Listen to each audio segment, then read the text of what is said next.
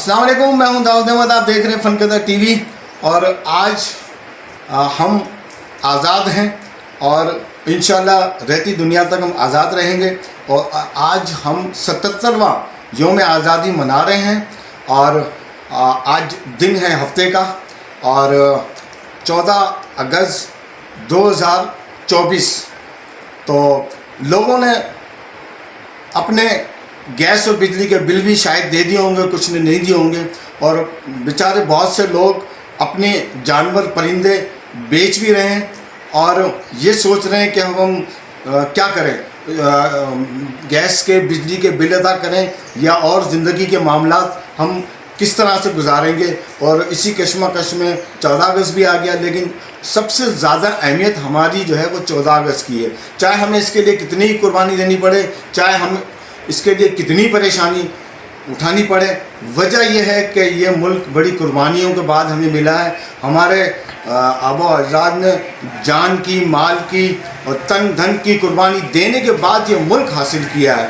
اور میں سمجھتا ہوں کہ آئیے میں آپ کو ایک ایسے بزرگ سے ملانا چاہتا ہوں جنہوں نے یہ ملک پاکستان بنتے ہوئے دیکھا ہے اور لوگوں کو تن من دھن کی قربانی دیتے ہوئے دیکھا ہے۔ تو آئیے میں ان سے ملتا ہوں۔ السلام علیکم سر۔ وعلیکم السلام جناب، کیسے ہیں؟ شکر الحمدللہ۔ کیا کر رہے ہیں سر یہ آپ؟ میں تاریخ لکھ رہا ہوں جناب۔ جناب تاریخ تو میں نے ابھی آپ کو بتائی نا کہ آج ہفتے کا دن ہے اور 77واں ہم یوم آزادی منا رہے ہیں۔ اصل میں اور لوگ بیچارے گیس اور بجلی کے بل کچھ لوگ دے چکے ہیں اور کچھ لوگ بیچارے یہ سوچتے ہیں کہ ہم کس طرح دیں گے، اور کچھ لوگوں نے اپنی جانور پرندے وغیرہ بیچ دیے ہیں، اور جنہوں نے نہیں بیچے وہ یہ سوچ رہے ہیں کہ اب ہم ادائیگی کس طرح کریں گے، کون سی چیز بیچیں۔ تو آپ کچھ اس پہ اظہار خیال کریں گے؟ میں اصل میں آپ کو یہ بات بتانا چاہ رہا تھا کہ میں قوموں کی تاریخ لکھ رہا ہوں۔ اچھا۔ اور جو قومیں اپنی تاریخ کو یاد رکھتی ہیں، جی جی، تاریخ انہیں بھی یاد رکھتی ہے۔ لیکن معذرت کے ساتھ ساتھ یہاں تو ہمیں گیس اور بجلی اور پانی اور بہت سارے ٹیکسوں کی تاریخیں یاد رکھنی پڑتی ہے، وہ اس لیے کہ بعد میں بڑے مسائل ہوتے ہیں۔ اب بجلی کی بل اور گیس سے بل سے زیادہ اہمیت اس تاریخ کی ہے، جی جی کیونکہ اسی تاریخ کو یاد نہ رکھنے کی وجہ سے آج ہم مسائل کا شکار ہیں۔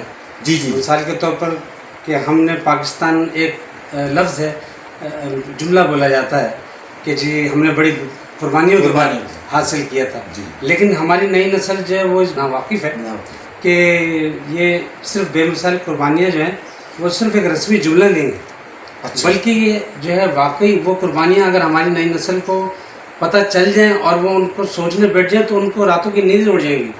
اچھا، قربانیاں کس قسم کی ہمارے مسلمانوں نے دی، ہجر کی کتنی اذیتیں انہوں نے سہی، جی جی، اور پاکستان دیکھنے کے خواب میں کتنی خواتین نے ہماری اپنی عزت بچا کے کنوؤں میں چھلانگ لگائی، کٹی اسٹیشن پر بے یار و مددگار، پلیٹ فارم پر وہ پڑے ہوئے آو بکا کرتے ہوئے لوگ، چیخوں کی آوازیں، کہیں سے بلکتی ہوئی آوازیں، بھوکے پیاسے، اور وہ اسٹیشن پر پڑے ہوئے ہیں صرف ایک پاکستان کی جھلک دیکھنے کے لیے۔ ہم 14 اگست منانے جا رہے ہیں، ہمارے جو اہل وطن کی محبت ہے وہ صرف جھنڈیاں لگانے اور قومی نغمات سننے کی تک محدود رہ گئی ہے۔ تو آپ کیا سمجھتے ہیں کہ اب ہمیں اس سے آگے کیا کرنا چاہیے؟ نئی نسل جو ہے وہ کیا کرے؟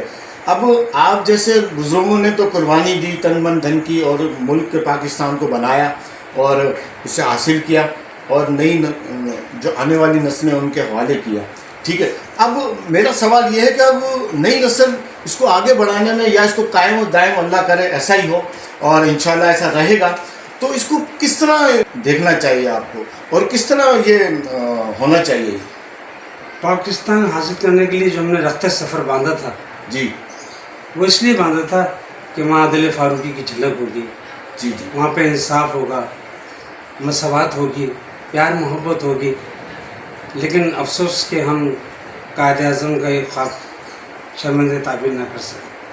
ہمیں بڑا دکھ ہوتا ہے کہ اب یہ ضرورت اس بات کی ہے کہ ہماری نئی نسل جو ہے وہ جدید علوم میں مہارت حاصل کرے، علم کی طرف توجہ دے، اور جو بھی ہمارے معاملات ہیں ہم اس کو اس طرح سے لے کے چلیں کہ اقوام عالم میں پاکستان کا نام روشن ہے.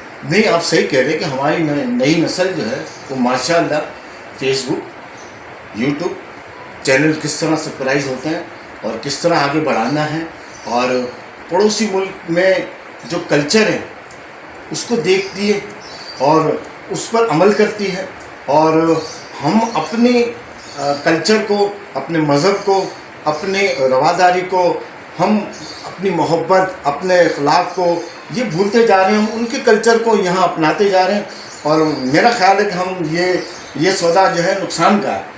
کیا سمجھتے ہیں آپ؟ بہت سے لوگوں کا خیال یہ ہے کہ شاید ہم نیٹ کی دنیا میں قدم ہم نے اس لیے رکھا ہے کہ ہمیں علم ہوگا، ہمیں نالج ہوگی.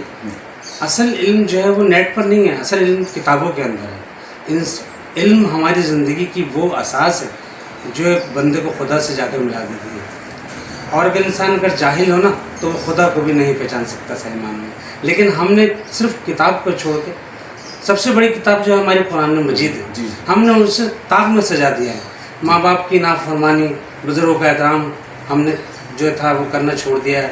ماں باپ کی نافرمانی کرنا شروع کر دی ہے. یہ بہت بڑا المیہ ہے، کیونکہ یہ ثقافتی الغار ہے جس نے ہماری نئی نسل کو گمراہ کر دیا ہے. یہ ہمارے گھروں میں گھس گئی، اور جس نے بے حیائی کو جنم دیا، بیرا روی کو جنم دیا، معاشرتی برائیوں کو جنم دیا. لیکن یہ ساری چیزیں آپ جو کہہ رہے ہیں وہ ٹھیک ہے، یہ ہونا چاہیے اور ہونا بھی یہی چاہیے جو آپ کہہ رہے ہیں. لیکن ہماری نئی نسل جو ہے نا وہ کہتی ہے کہ زمانے کے ساتھ چلنا ہے، وقت کے ساتھ چلنا ہے، تو یہ سب کچھ ہمیں کرنا پڑے گا. آیا یہ بات صحیح ہے کہ ہمیں اگر اوریانی ہے یا بالکل نہیں. میں سمجھتا ہوں کہ زمانے کے ساتھ چلنے کا مطلب یہ نہیں ہے کہ انسان اپنی اخلاقی اقدار کو بھول جائے، بزرگوں کے احترام کو بھول جائے، اپنے مذہبی روایات کو بھول جائے.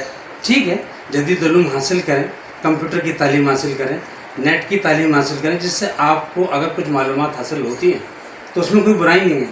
لیکن نیٹ چلانے کا مطلب یہ نہیں ہے کہ ہم دوسری اپنی اخلاقی قدروں کو بھول جائیں. لیکن آج کل تو یہ ہے کہ دیکھیں ایک ہی گھر میں اگر ماں باپ بہن بھائی، چھوٹے بچے سے لے کے جو بچہ 1.5-2 سال کا ہوتا ہے وہ بھی کارٹون الگ دیکھ رہا ہوتا ہے. اچھا، جو بیٹیاں ہوتی ہیں وہ اپنا موبائل لے کے الگ بیٹھی ہوتی ہیں بڑی معذرت کے ساتھ، اور بیٹے ہوتے ہیں، ماں باپ، یہ سب ایک ہی چھت کے نیچے رہ کے، لیکن سب ایک دوسرے سے کوئی رابطہ نہیں ہوتا، کوئی بات چیت نہیں ہوتی، کسی مسئلے مسائل میں کوئی بھی ایسی کوئی ڈسکشن نہیں ہوتی. لیکن نیٹ پر وہ اپنے اپنے ٹائم ویسٹ کر رہے ہوتے ہیں. میں تو سمجھ ٹھیک ہے نا. اب اس سے کوئی فائدہ نہیں ہوتا. وہ دیکھنے کے بعد یہ سمجھتے ہیں کہ شاید ہم نے یہ علم حاصل کر لیا، یا ہم یہ دیکھنے کے بعد ہم یہ حاصل کر لیں گے، ہم وہ حاصل کر لیں گے، ہم اتنی دولت حاصل کر لیں گے. کیا یہ سچ ہے؟ کیا ایسا ہوتا ہے کیا؟ بالکل ایسا نہیں ہے. میں تو یہ سمجھتا ہوں کہ نئی نسل کے اوپر کیبل کے اور نیٹ کے انتہائی غلط اثرات مرتب ہو رہے ہیں، اور اس کی وجہ سے ہمارے آج کا جو نوجوان طالب علم ہے وہ صبح اسکول کے اندر حب الوطنی کی تعلیم لے رہا ہوتا ہے، جی، ماں باپ کی فرما برداری کا سبق لے رہا ہوتا ہے، مذہبی معلومات اسکول ٹیچر سے لے رہا ہوتا ہے، لیکن شام ہوتے ہی وہ کسی موبائل ہاتھ میں اس میں ہاتھ میں ہوتا ہے. اور وہ اس قدر ثقافتی، ہمارا لباس، رہن سہن، جو بہت ساری چیزیں ایسی ہیں جو صرف مغربی الغار کی وجہ سے یکسر بدل گئی ہیں. اور جس مقصد کے لیے ہم نے پاکستان حاصل کیا تھا وہ مقصد ہمیں حاصل نہیں ہو رہا. کیوں کہ یہ دیکھیں کہ 77 سال ہو گئے، لیکن ہم اس ایسی چنگلوں سے اور ایسے مسئلے مسائل سے نکل نہیں سکے. اس کی وجہ بلکہ ہمارے بعد میں جو ملک آزاد ہوئے وہ آج پتہ نہیں کہاں سے کہاں، زمین سے آسمان پر پہنچ گئے، اور ہم ابھی زمین پہ ہی جو ہے وہ چکر لگا رہے ہیں، اور ایک دوسرے سے قرضے کس طرح لینے ہیں، اور کس طرح بل بھرنے ہیں، اور کس طرح مسئلے مسائل سے ہم نکل نہیں سکیں. ہم ایک دوسرے پر دست و گریباں ہیں، اور ہم ایک دوسرے کو مقصد نیچا دکھانے کے سارے حربے استعمال کر رہے ہیں. ٹھیک ہے، اور ایسا کیوں ہے؟ ہم کیوں نہیں نکل سکتے؟ بات ساری ہے کہ ہمارے جو مسلمان ہیں، میں بڑی معذرت کے ساتھ یہ بات کہنا چاہ رہا ہوں، ہم خود بھی مسلمان ہیں، لیکن ہمارا مسلمان پستی کی طرف صرف اس وجہ سے گیا ہے. اچھا، بہت سارے گیموں میں پاکستان نمبر 1 آتا تھا، جیسے کرکٹ میں، ہاکی میں، اور کشتی میں، اور تیراکی میں، اور بڑے دنیا میں ایک نام تھا. لیکن آج نہ کرکٹ میں کوئی نام ہے، نہ ہاکی تو بالکل ہی ختم ہو گئی، کشتی کا نام و نشان نہیں ہے، فٹ بال میں کہیں نظر نہیں آتے، ٹھیک ہے. اور صرف ابھی میں نے سنا ہے کہ ایک بچہ جو ہے اس نے بڑا ملک اور پاکستان کا اور ہمارا بڑا نام پیدا کیا ہے، اس کا نام ہے ارشد ندیم، شاید آپ نے دیکھا ہو. تو میں چاہتا ہوں کہ وہ جذبہ، وہ محنت، وہ اسٹرگل وہ نظر نہیں آتا.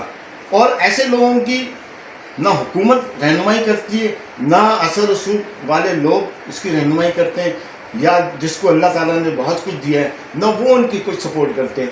تو آپ سے میرا یہ سوال ہے، کیا حکومت کو چاہیے یا ایسے لوگوں کو چاہیے ان کی مدد کریں؟ کیا کرنا چاہیے ان کو؟ ہمارے یہاں مشکل یہ ہے کہ پہلی بات تو یہ ہے کہ ہماری جتنی یہ بڑے افسوس کے ساتھ یہ بات مجھے کہنا پڑ رہی ہے کہ ہمارے یہاں جتنے بھی مثبت ذرائع ہیں یا پازیٹیو تھنکنگ کے لوگ ہمارے یہاں جو موجود ہیں، حکومت ان کی صحیح معنوں میں سرپرستی کرتی نہیں. ایسے لوگوں کو آگے لانا چاہیے. اصل میں بنیادی ہمارے کھیل یہی ہیں، کشتی رانی، گھوڑے سواری، تیراکی، باڈی بلڈنگ. اور پہلے بھی پاکستان جس وقت نہیں بنا تھا اس وقت بھی جو ہے مسلمانوں کے پسندیدہ کھیل نوجوانوں کے یہی تھے. لیکن آج اس کی جگہ آج ان چیزوں نے لے لی ہے. تو اس وجہ سے جو ہے وہ لازم بات ہے ہم پستی کی طرف جا رہے ہیں. ابھی نعیم ارشاد جو ہے جو اس نے کارنامہ انجام دیا ہے، ایسی ہی نوجوانوں کی ہمیں ضرورت. اور علامہ اقبال نے فرمایا ہے ایسے لوگوں کے بارے میں کہ محبت مجھے ان نوجوانوں سے ہے جو ستاروں پر ڈالتے ہیں کمل. تو مجھے تو لازم بات ہے کہ میں اگر وہ یہ نوجوان جو ہے اگر اس طرف آئیں گے تو ہمارا ملک ترقی کرے گا. دیکھیں اب یہ دور ایسا چل رہا ہے کہ اب یہ وہ دور نہیں ہے کہ ہم صرف نیٹ پہ تکیہ کر لیں، ہم موبائل پہ تکیہ کر لیں. بلبل کی داستان ہے، آپس کی رنجش ہے، کسی قوم کا مستقبل نہیں سنوار سکتی. بس دیکھتے ہیں تو بڑا دکھ ہوتا ہے کہ ہماری قوم کو کیا ہو گیا، اس پاکستان کو کیا ہو گیا.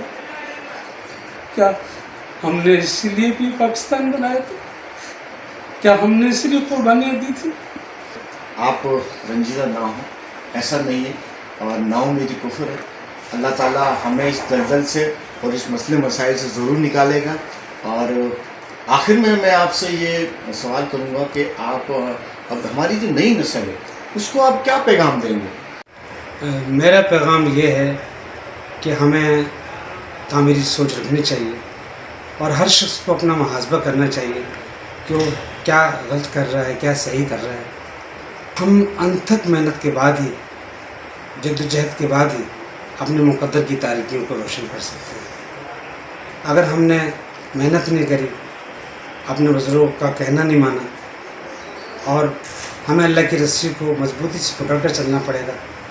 اور انتہائی جد و جہد کے ساتھ ہی ہم اقوام عالم میں اپنے پاکستان کا نام روشن کر سکتے ہیں اور اپنے مقدر کی تاریکیوں کو روشن کر سکتے ہیں. اب داؤد احمد کو دیں اجازت، اور انہی لمحات کے ساتھ، انہی بزرگوں کے ساتھ جو انہوں نے بڑا اچھا میسیج دیا ہے، اور یہی میسیج ہونا چاہیے اور اس پر ہم سب کو عمل کرنا چاہیے. اور اسی کے ساتھ مجھے دیں اجازت، پھر کسی اور جگہ پہ، کسی اور موقع پہ آپ سے ملاقات رہے گی. خدا حافظ.